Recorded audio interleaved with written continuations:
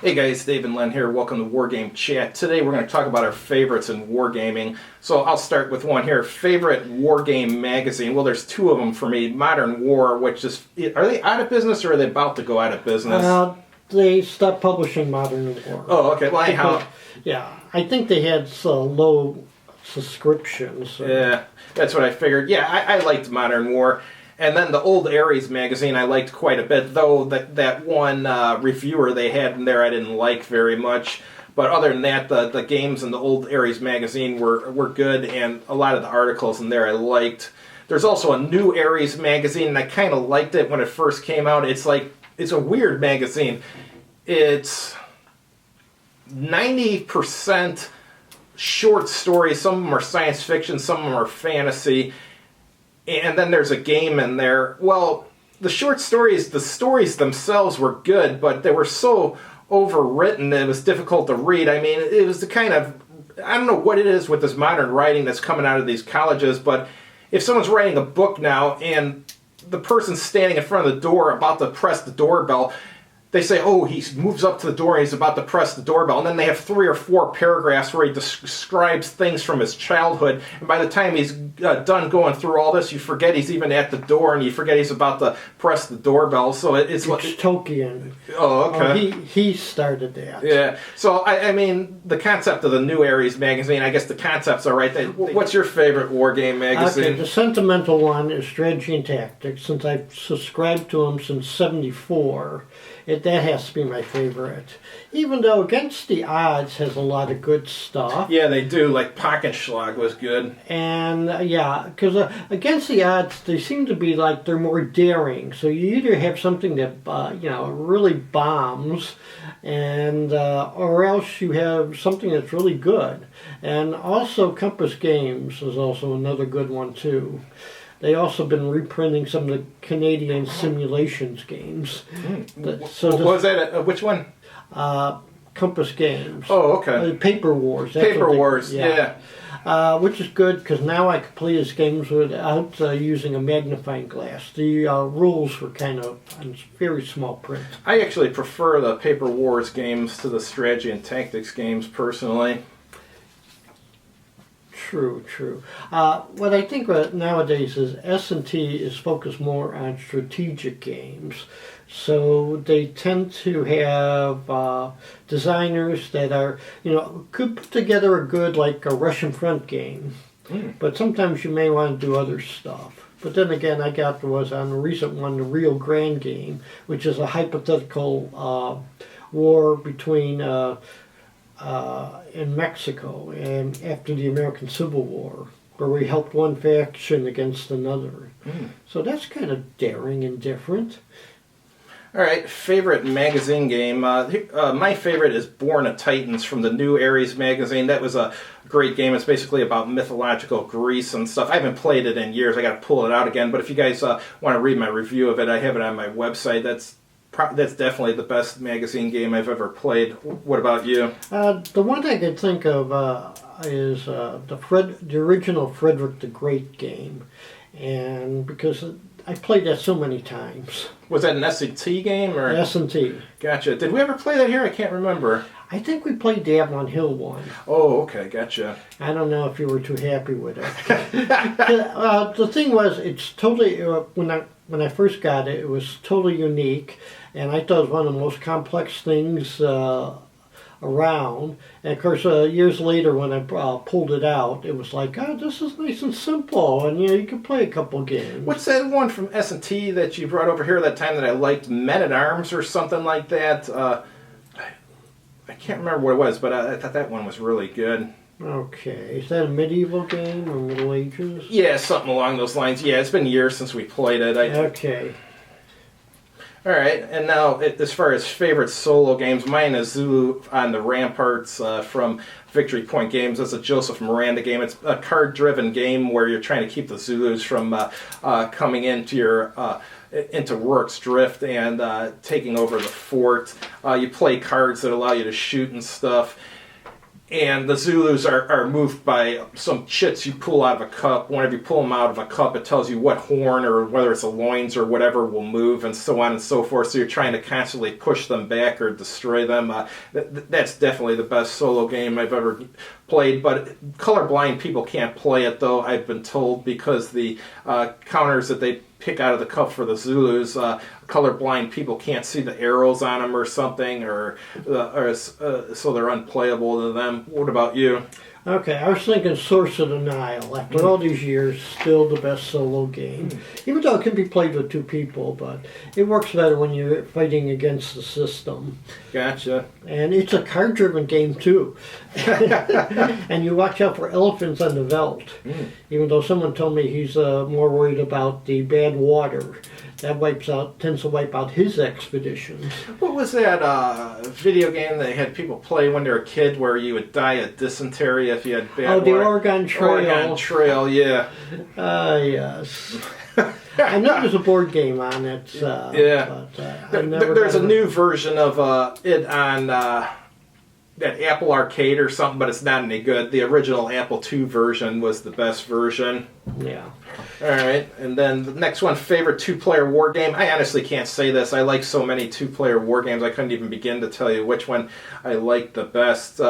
Maybe Aliens from Leading Edge Games. Well, that's not really... Well, yeah, I guess you can play it with multiple players. Yeah, Starship Troopers is a good one. I can't tell you which one I like the best, though. What about you? Okay, I was thinking more in terms of close action, possibly Wooden Ships and Iron Men. That one is actually good. Like I said, when we played it over here, I can see why it's got such a good reputation. Yeah. And also Royal Navy is another good one. I tend to...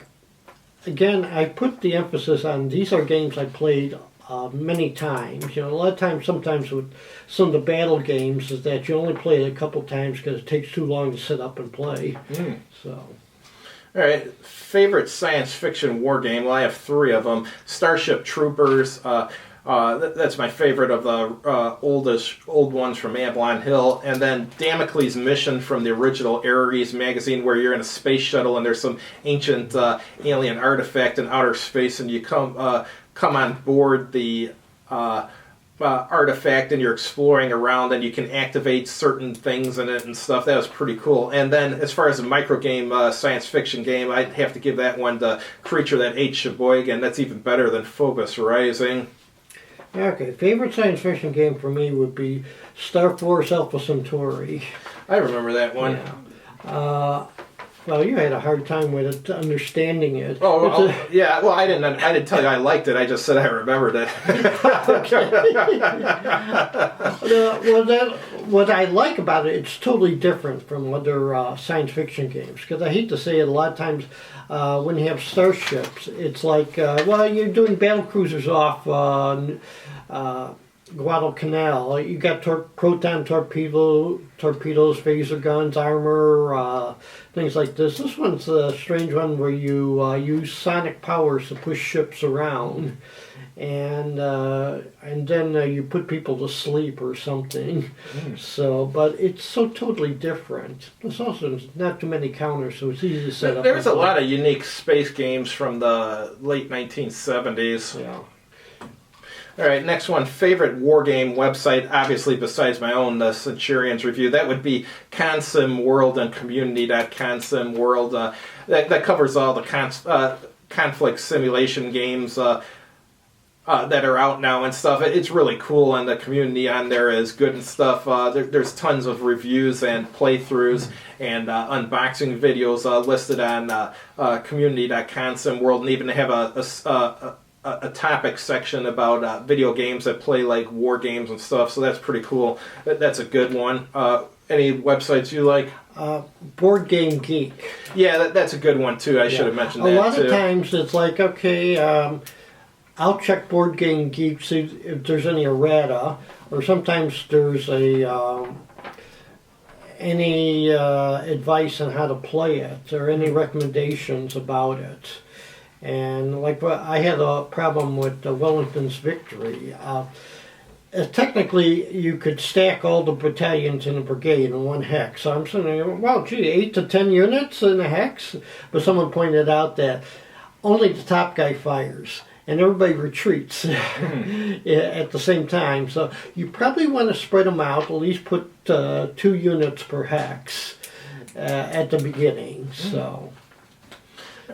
All right, next thing, favorite Wargame YouTube channel other than this one. That would be Combat Board Games and No Enemies Here for me. Combat Board Games, he likes all the same games that I like. In addition, he's the only guy right now who's covering like solo game books and stuff, kind of like fighting fantasy type books, like the newer ones that are out and stuff. And then there's these Mike Lambo games that he's covering and stuff. I'd like to try those pretty soon. And then No Enemies Here. No Enemies Here is the Wargame news channel. They have a new episode every Saturday, and it's about everything that's new in wargaming, whether it be new review videos, new unboxing videos, new games coming out, publisher news and stuff. That's a good one. You should watch that every Saturday morning. What about you? What YouTube channels? I'm mostly on the YouTube, go for the history channels. Do you like Historic Civilis or... He's the one who covers a lot of these ancient battles and stuff, and is. I mostly go to like Kings and Generals. Oh, okay. And there's Deschanel. I'm not sure if I'm pronouncing that right. He calls himself Dash. That covers a lot of naval warfare. And things like. There was one guy I just started watching a couple weeks ago. He reviews games too. So, can't remember his name. But I'm trying to think of a few other, like there's Alternative History Hub, The Cynical Historian, and there's a few others like that. I mostly go for the history channels more than the game channel. Oh, there's another one, DM Through It All, that's doing a history of Dungeons and Dragons and role-playing in general. Well, that's cool. So, I'm going down memory lane with those guys. I didn't understand why there was a second edition D&D, but he explained. I mean, the first edition, worked fine with me. Well, I'm not saying role-playing games do this, but there's some miniature manufacturers out there. If they get a miniatures game, they get a lot of people playing it. They sell them a ton of books and supplement books and stuff. And then they decide one day, oh, well, we're going to have the second edition, and none of the previous books are compatible with it. So they come out with the second edition and new versions of all these books, and they expect you to go out and spend hundreds of dollars to replace these books just because they got a bug up their ass and decided that they wanted to update the rules and make it incompatible with the previous. What was that game I used to play? Battlefront Flames of War was like that. They had first edition, which I liked, and then they went to second edition, and then everyone had to get new books. I think they're even That's why they make so much money. Yeah, I think they're even on a third edition now. Warhammer 40K is like that too. Where they expect people to keep buying books every time they make a new rule set. The only reason they're making a new rule set is to sell more books.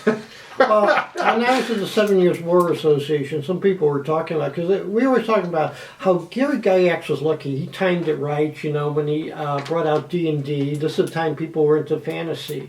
But then somebody said, Flames of War, the company is worth $3 million. No, they're worth more than that, I'm sure. Well, yeah, and he says that, and they employ 40 people, so, and of course everybody's going like, how is that possible? Because one guy said that he's played other rule sets that were on the same scale that were much better than Flames of War. But well, Flames of War is designed to appeal to Warhammer 40K players. It's basically allowing people to play something that's kind of like Warhammer 40K, except in World War II. That's the basic story behind it. I used to play it. It was fun to play, but as far as historical accuracy, there was no historical accuracy in Flames of War. It was pretty bad. In that Vietnam game, they had the historical accuracy was so bad. I mean, it would make you throw up when you play it. How was it bad?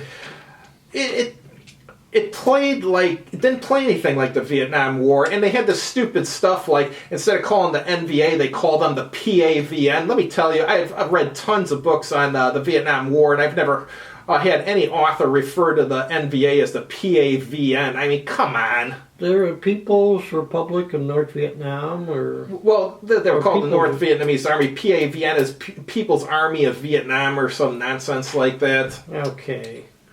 So. In the game, like I said, it didn't play like a a Vietnam game should. They're trying to do World War II in Vietnam, or it's just terrible. It's just absolutely awful. Let's see here. What else do we got here? Favorite Wargame publisher of all time? Well, there's two of them that deserve that title, Avalon Hill and SPI. Both of them have created good games. Both of them have created some bad games, too, and some mediocre games, but the good games outweighed the bad and mediocre ones. What about you? Who do you think is the SPI best? and Avalon Hill. I was thinking of other people, too, like Compass Games. Well, Compass Games is moving up in my... Yeah, as far as modern publishers, they're really good, Compass Games. So, and I'm trying to think what else is out there. Who else is out there? So... There's other companies out right now who sometimes have good games and sometimes they're not good, like Tiny Battle Publishing. What was that? New Schwabenland from them is awesome. But there's some other game I got from that was about the modern Iraq War, which wasn't any good. That one I didn't like at all.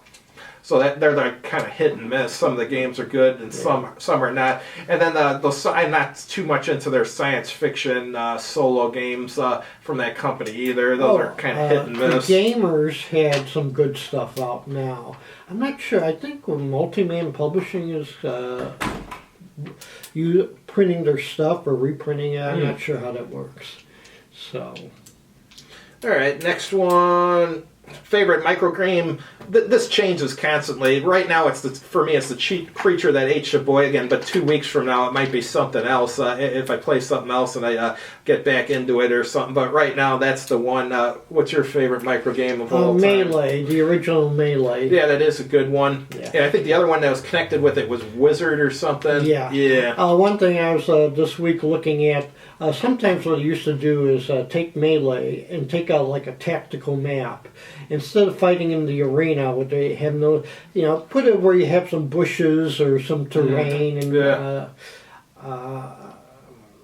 fight it, some terrain or something. Just to be, or like sometimes, I remember with the arena one, you never got to see the maximum range of the missile weapons.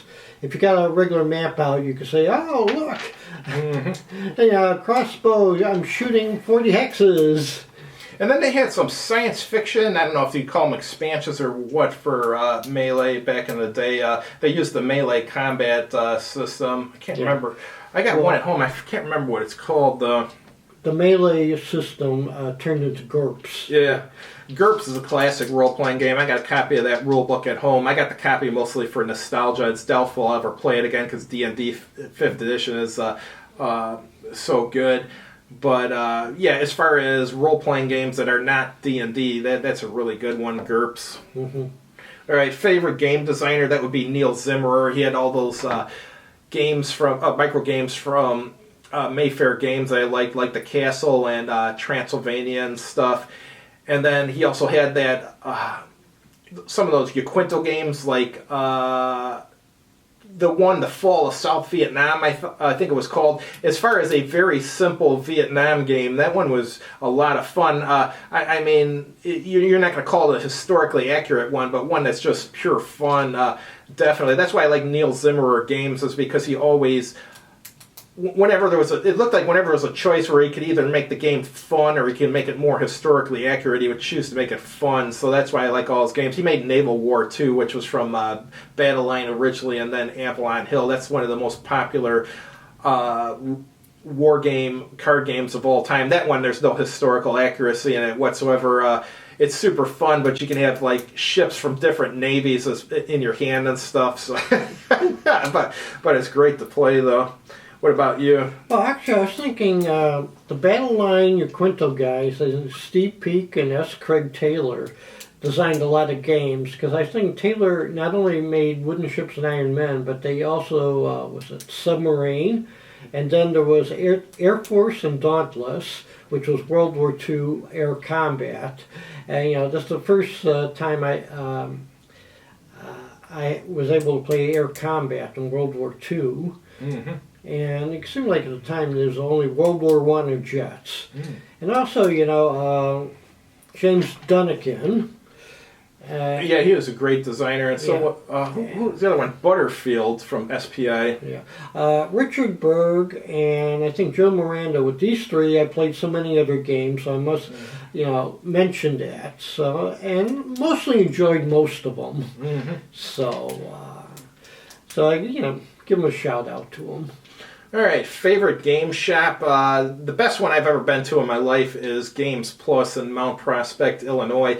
I'm sure there's some other good ones in this country, but at least in Illinois, that's unquestionably the best game shop there is. Tons of board games, tons of war games, tons of miniatures. The miniature selection's the best in Illinois for sure. And it's even got Magic the Gathering cards and stuff like that for the kids and stuff. Yeah, because I was about to say Games Plus is practically the only store around. Well, there's Chicagoland Games in Chicago, and they have a... what's cool about that one is they have a game library. So most of the games that they carry, they have a library where you can actually go try the game and see if you like it before you go and buy it. So I think that's a pretty good idea. Where's that place at?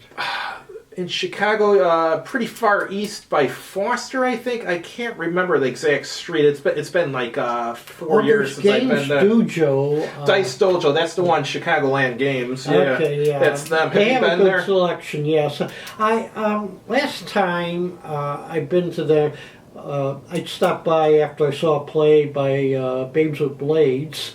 And I pick up a few things because I think I got Adventurer, King, Conqueror, or something, and also some miniatures. Yeah. So they got a good miniature selection. There's another game shop in Illinois. I've only been to it once. It's called Grognard Games.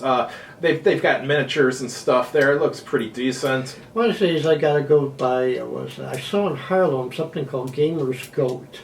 I'm not sure if they're I open. think there's several of those. There was one by me when I used to live in Rolling Meadows, and it might have been in Schaumburg or something. But that was open for a while, and I went in there and I went to buy something, and I bought it, and I paid cash, and he didn't give me a receipt, which I thought was kind of odd. Yeah. But Well, one thing is that there's a model railroading store that I get some like. there's still some of those exist. Where at? On Northwest Highway, not far from here. That one's still around. I used to go to that when I was in high school and stuff. What's the name of that? I forget. I forget the name of it. When I do miniatures, sometimes I buy paint there, paint brushes. So he's still around. Also, like metal parts of balsa wood or things like that. Does he have any plastic models still, or just railroad stuff? He's got like plastic airplanes, slot cars. Wow. So That's cool. I didn't know they're still open. I'll have to check that out sometime. Yeah. I haven't been there in, Jesus Christ, 20 years. yeah. So problem is now with high gas prices. If I need paint, I'd go there instead of Games Plus. Yeah. So. Well, I tell you, Games Plus is about a half hour for me. So most of the time, if I just need like primer or some dull coat, I just go to Hobby Lobby by my house, which is like 10 minutes away, just because I just don't have the time to drive to Mount Prospect anymore. Okay, All right, last one. you forgot that one. Oh, yes, I did forget it. Favorite Wargame convention. For me, it's Little Wars for sure. Second favorite would be RockCon. They always have good games and stuff. But yeah, they're just a lot of fun. The people who go there are great, and the dealer's area is good at both of them, too. Which ones do you like? Well, definitely Little Wars has to be the top one. Mm-hmm. RockCon, actually, it's NavCon would have been the second, but actually NavCon is now it's part of RockCon. Yeah. So that has to be it. And unfortunately, Gen Con, I used to go there when I was in Milwaukee. And now it's since I moved to Indianapolis and it's getting too hard. Everybody's telling me it's getting more and more popular, more and more crowded. Probably good for the organizers, but it's hard to get a place to stay. So, and of course, I haven't been to Origins in ages. I've never been there, actually. I've been to Gen Con when I was younger. I don't go there anymore because it's too far away. I mean, it's like a 3.5 hour drive. Yeah, because I think they're in Dayton or they're in Ohio someplace. Origins? Yeah. I remember one year Origins and Gen Con were the same. Interesting. Yeah. I remember Ted used to like going to Origins. Yeah, and historical con, I've always wanted. Oh, I forgot 7 Years War Association. That's worth the drive to South Bend, Indiana. So, actually, I took the train, but I Not a think bad idea. next time I'm going to take the car down. The problem is the taxi ride is getting expensive. Gotcha. So, Well, you can get a Uber for cheaper than a taxi, or at least a little bit cheaper. yeah. All right. As far as next thing, favorite miniatures game. This varies. I mean, what I tell you now might be completely different than what I'll tell you next year if you ask me the same question. But favorite miniature games right now: Walking Dead, All Out War, which is actually out of production, but that doesn't matter to me. I like playing games that are out of production. 5 Parsecs from Home, the solitaire miniature war game. That one's really good. And then my homemade zombie mass combat rules. I've had a lot of fun with those. Those are just really good for what I'm trying to do with it. But what about you? What are your favorite miniature games right now? I always liked this, the individual chainmail gang, chainmail rules for miniatures. And I was trying to think, I played so many miniature games, rule sets that, and of course, the problem is with conventions, seems like half of them are homemade. And one time you used to have like one set of rules for Napoleonics, one for Civil War, one for World War II, and now it's like, well, you know. So it's, sometimes I don't even remember half of the names of half of them, so. Cool. All right, that's all we got for this time, guys. We'll have something new for the next Wargame chat. Have a good evening. Welcome to the Battle of Zama Kickstarter. Battle of Zama is a video game about one of the most important battles in history. Scipio from Rome's army met Hannibal's army on the battlefield in Carthage. Historically, the Romans won. However, if they would have lost, the world would be completely different, because Carthage would have been the primary influence in Europe and the Mediterranean instead of Rome. Battle of Zama is inspired by old Avalon Hill and SPI games. It uses a square grid instead of a hex map because historically, ancient army units rarely moved at a diagonal. Units can change facing, move, range fire, and melee. In addition, units that are part of a formation can move together to make movement faster. One of the most interesting parts of this game is the elephant berserk phase. Historically, when Hannibal attacked with his elephants, the Roman cavalry blew large horns to scare the elephants, and many went berserk and charged Hannibal's own units.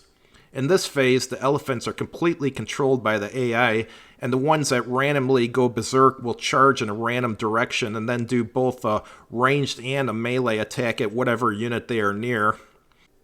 Afterwards, the berserk elephants' handlers will kill the elephants. In order to win the game, the Romans must either kill Hannibal or cause the Carthaginian army to surrender by reducing it to 10 or fewer units. The Carthaginians win if they kill Scipio or cause the Romans to surrender by reducing them to 10 or fewer units. The 3 modes of play are 1 player where you play the Romans and the Carthaginians are controlled by an AI, 1 player where you play the Carthaginians and the Romans are controlled by the AI, or 2 players where you can either control both sides by yourself or sit somebody else at your computer with you and play against them. The 2-player mode is complete. The only thing left to do in this game is to create the AI for the 1-player modes. Backers can back this game for $10 to receive a digital download of the Windows or Macintosh version when it's ready. There is also 2 additional optional add-ons for $150 each. The 2 lucky backers will have their face used on either the Hannibal or the Scipio counter. Backers will be able to download Battle of Zama on January 1st, 2023 at the latest. The launch date has been created farther in the future than it really needs to be, just to ensure the game is ready when promised. If it's finished early, you will receive the game sooner than expected. This is a low-risk Kickstarter because I've successfully created 6 indie video games in the past and work as a senior software engineer in my day job. I've proven over the last 25 years that I can create high-quality software that is delivered on time. Thanks for watching, and please consider supporting this project. The game engine I've built is reusable, and I plan on creating several other Ancient Warfare video games over the next few years. Have a good evening.